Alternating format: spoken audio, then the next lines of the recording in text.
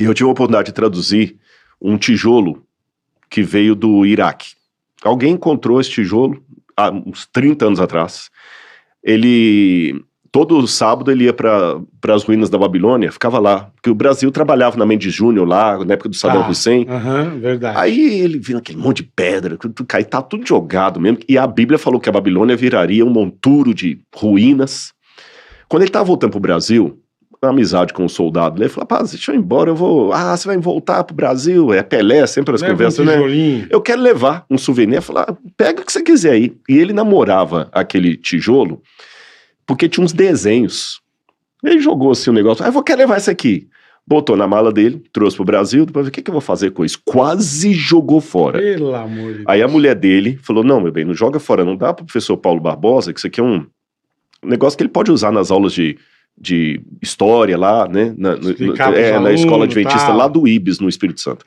Esse professor ficou usando uns 20 e tantos anos, aposentou, foi lá pro NASP, que aliás vou até fazer um convite para vocês. Eu inaugurei agora em novembro o primeiro Museu de Arqueologia Bíblica do Brasil. Puta, que não... E esse tijolo que eu tô contando tá lá, porque esse professor falou comigo: eu tenho um tijolo lá em casa, eu vou doar pra vocês. O meu olho cresceu, né? Quando eu cheguei na casa dele, eu falei: professor, isso aqui não é desenho não, isso aqui é escrita acadiana. Ele falou: mas o que tá escrito aí? Não dá pra ler igual ler a Folha de São Paulo. Mas a gente decifra isso, porque não é língua falada. É igual o egípcio, não é língua falada. Então eu vou nos léxicos... Ali estava o nome... parece um cachorro, um passarinho. Exatamente. Mas falcão, Neferkerha, né? Então você sempre lê silábico. Aí eu traduzi as 3 linhas para o português. Diz assim: eu sou Nabucodonosor, rei da Babilônia, provedor dos templos de Eságila e Esda e filho primogênito de Nabopolassar, rei da Babilônia. Aí eu publiquei a tradução, coloquei o tijolo no nosso museu. Aí chegou a hora de datar. Aí a gente tem um trabalho também de pesquisa com a USP. Não, carbono se usa para matéria orgânica. Ali eu tive que usar termoluminescência. É uma outra técnica, mas é parecida com o carbono. Para definir o tempo da peça. Ainda como é que consegue isso? É o carbono 14 também. O carbono 14 vai usar com osso, com matéria orgânica. Como era um tijolo... Entendi, então, teve que usar... É barro. É barro. Só dava se eu tivesse algum pedaço de cerâmica, de madeira ali. Com a cerâmica sobre a termoluminescência. O princípio é quase o mesmo do carbono 14, só que ao invés de ser decaimento, você joga os raios lá e quando ele brilha, tá bom? A técnica, eu entendo bulufas dela. É porque o arqueólogo trabalha em conjunto com o físico.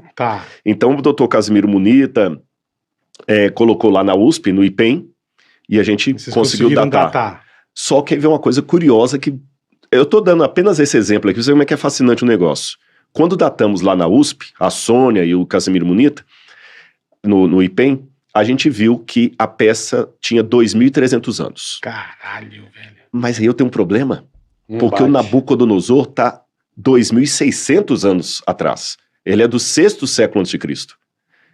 Então eu tava com a diferença de 200, quase 300 anos. É bastante coisa, né? Aí eu falei: falar que é verdadeiro, mas tá 300 anos depois do cara. Mas essa medição, a precisão dela... 90 anos para... Não, 45 anos para mais ou para menos. Falso não é, porque ninguém é uma falsificação de 2.300 anos, mas verdadeiro também não é, porque não é 2.600 anos.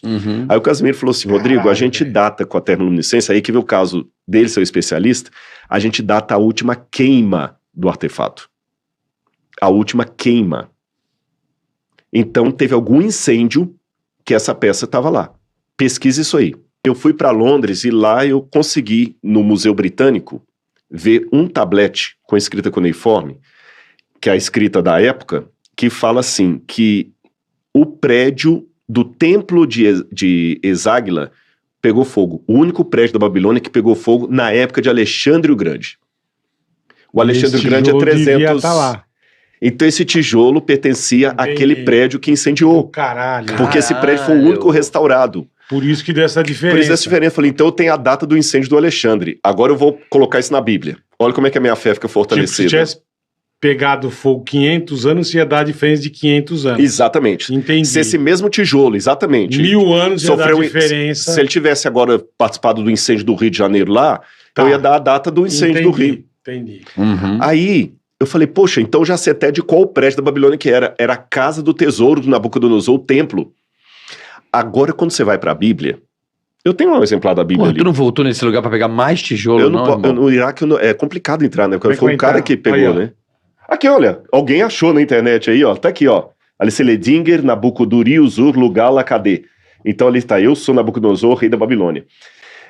Qual foi o BO?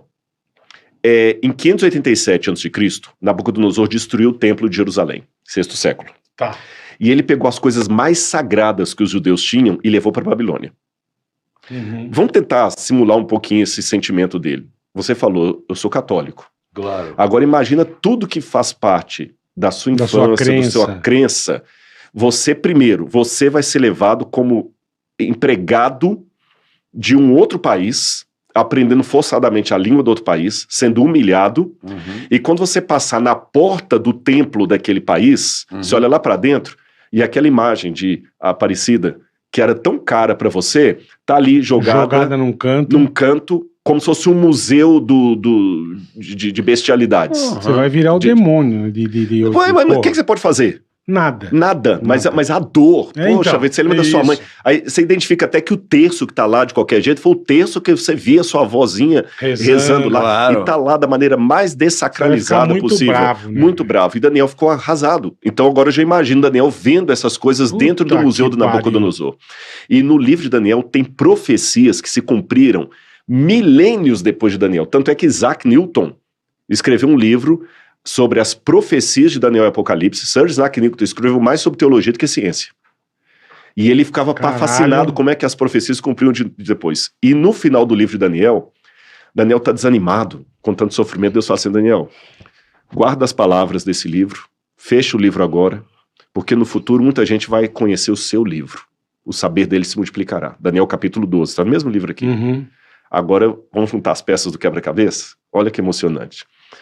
Hoje, aquela inscrição que Daniel leu pessoalmente nas paredes do templo de Eságuila, olhando lá para dentro e vendo os objetos sagrados de Jerusalém destruídos, aquela inscrição que ele leu em situação de humilhação, hoje está num outro museu no Brasil, mostrando para o mundo que o livro de Daniel procede do ponto de vista arqueológico, histórico e teológico.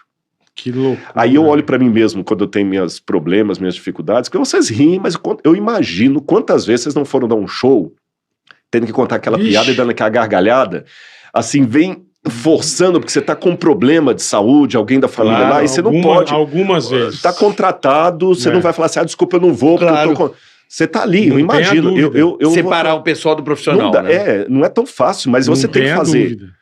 Então, eu penso assim, tem momentos na vida que eu tô tão triste, mas eu olho para aquele tijolo ali no museu e lembro, calma, a história só acaba quando termina.